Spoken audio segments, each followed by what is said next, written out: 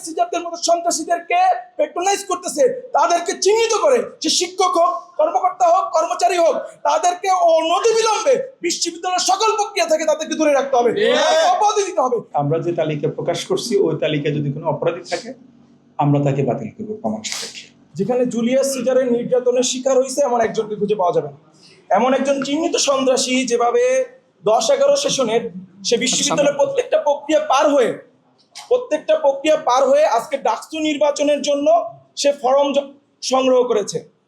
এটাতে স্পষ্ট যে বিশ্ববিদ্যালয়ের প্রত্যেকটা জায়গায়, প্রত্যেকটা স্তরে আওয়ামী লীগের ফেসিবাদের দালালেরা এখনো ঘাপটি মেরে আছে। তারা তাদের প্রক্রিয়ায় তারা সক্রিয়, তারা তাদের মতো করে একটা বি টিম তৈরি করে, তাদের মতো করে তাদের ফান্ডেড একটা প্যানেল দেওয়ার জন্য আমাদের কাছে অনেক দিন ধরে এই তথ্যটা আসতেছে, কিন্তু আমরা ভাবি নাই, এইটুকু আমাদের মাথায় আসে নাই, জুলিয়াস সিজারের মতো চিহ্নিত সন্ত্রাসী তার মাধ্যমে সে বিশ্ববিদ্যালয়ে ভর্তি হয়েছে 10-11 সেশনের, এবং তাকে কেউ না কেউ হেল্প করছে, আমাদের শিক্ষকদের মধ্যে থেকে কেউ না কেউ হেল্প করছে, এবং সে হলের যে প্রক্রিয়া সব প্রক্রিয়া পার হয়ে তার চূড়ান্ত ভোটার লিস্টে তার নাম আসছে। শুধু তার না, আমরা দেখছি শহীদুল্লাহ হলের যে ছাত্রলীগের প্রেসিডেন্ট, তার নামও ভোটার তালিকা আসছে, এবং খুঁজলে এরকম আরো অনেক চিহ্নিত সন্ত্রাসীকে পাওয়া যাবে। আমরা বলতে চাই যে এই যে ভোটার তালিকা, চূড়ান্ত ভোটার তালিকা বের করছে, এটার ভিতরে অনেক সন্ত্রাসী লুকায়িত আছে, অনেক ছাত্রলীগের ফান্ডেড নেতাকর্মীকে খুঁজতে পাওয়া যাবে, তাদেরকে চিহ্নিত করে ভোটার তালিকা থেকে তাদের নাম বাদ দিতে হবে, এবং আগামীকাল 12টার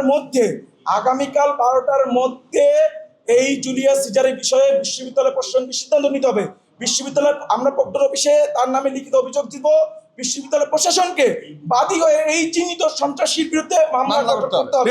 এবং তারা এই জুলিয়াস সিজারদের মতো সন্ত্রাসীদেরকে পেট্রোনাইজ করতেছে, তাদেরকে চিহ্নিত করে, সে শিক্ষক হোক, কর্মকর্তা হোক, কর্মচারী হোক, তাদেরকে অনতিবিলম্বে বিশ্ববিদ্যালয়ের সকল প্রক্রিয়া থেকে তাদেরকে দূরে রাখতে হবে, অব্যাহতি দিতে হবে। না হলে আমরা সকলে দল মত নির্বিশেষে এই ছাত্রলীগের বিরুদ্ধে যেভাবে 5ই আগস্ট এবং জুলাই আগস্টে গণঅভ্যুত্থানে এক হয়ে আন্দোলন করেছি, এই ডাকসু নির্বাচনে তাদের প্রতিহত করতে আন্দোলন করেছি। আমরা গতকাল রাত 4টা থেকে রাত 12টার ভিতরে আমরা ফাইনাল ভোটার তালিকা পাবলিশ করেছি। এর পরেও কথা ছিল, ওদের স্বপ্ন পূরণে পাশে থাকতে পেরে আমরা গর্বিত।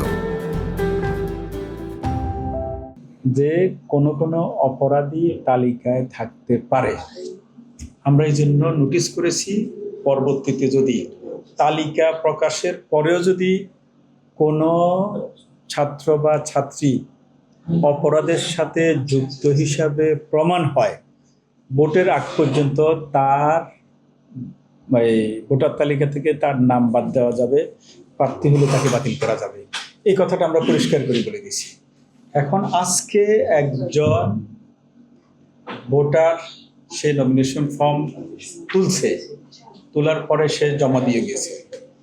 এখন শোনা যাচ্ছে এই ছাত্র অপরাধের সাথে জড়িত। জুলাইয়ের আন্দোলনে অথবা পূর্বে সে ক্যাম্পাসে অপরাধের সাথে যুক্ত ছিল এবং সবাই সেই দাবিটা করতেছে। ঠিক আছে, এখন আমরা তাদেরকে বলেছি যদি দাবিটা সত্যি হয় তাহলে তার বিরুদ্ধে অভিযোগ থাকলে, মামলা থাকলে তাকে বাদ দেওয়া হবে। আমাদের প্রসিডিউরটা আমরা যে কথাটা বলে রাখছি যে আমরা যে তালিকা প্রকাশ করছি ওই তালিকায় যদি কোনো অপরাধী থাকে আমরা তাকে বাতিল করবো প্রমাণ সাপেক্ষে। এখন তারা যদি প্রমাণ হাজির করে এই অপরাধী, তাহলে আমরা বাতিল করে দেবো।